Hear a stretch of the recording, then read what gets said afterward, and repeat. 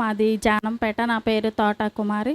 మా పాపకి మరి పెళ్ళై 5 సంవత్సరాలు కూడా పిల్లలు లేరు. చాలా బాధపడినప్పుడు ఇసాకయ్య గారు ప్రార్థనకు వచ్చాము. వచ్చినప్పుడు నీటి బుడగలని అవి ఇవి అని చెప్పారు. అన్ని బుడగల్ని బుడ్డోళ్ళుగా మారుస్తారని ఇసాకయ్య గారు మాకు వాగ్దానం ఇచ్చారు. అదే రీతిగా 7 నెలలు పూర్తయిన తర్వాత పాప కన్సీవ్ అయ్యింది. ఫస్ట్ బాబు పుట్టాడు. తర్వాత మళ్ళీ 1.5 సంవత్సరం గ్యాప్లో అయ్యగారిని అడిగాం, పాప కావాలయ్యా అంటే ఖచ్చితంగా పాపే పుడుతుందని చెప్పి అయ్యగారు ఒక యాపిల్ పండించారు.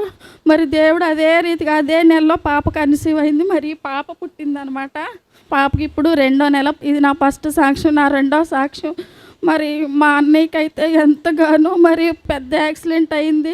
మరణాపాయం స్థితిలోకి వెళ్ళాడు. వెంటనే యాక్సిడెంట్ అవ్వగానే మరి అయ్యగారు చేసిన ప్రార్థన తైలం మరి 7 సిలువ గుర్తులేసి నోట్లో వేసినప్పుడు మరి ఆ అపాయం నుండి దేవుడు ప్రాణాలతో కాపాడాడు. మరి చిన్న సాక్ష్యం దేవుడు దీవించును గాక.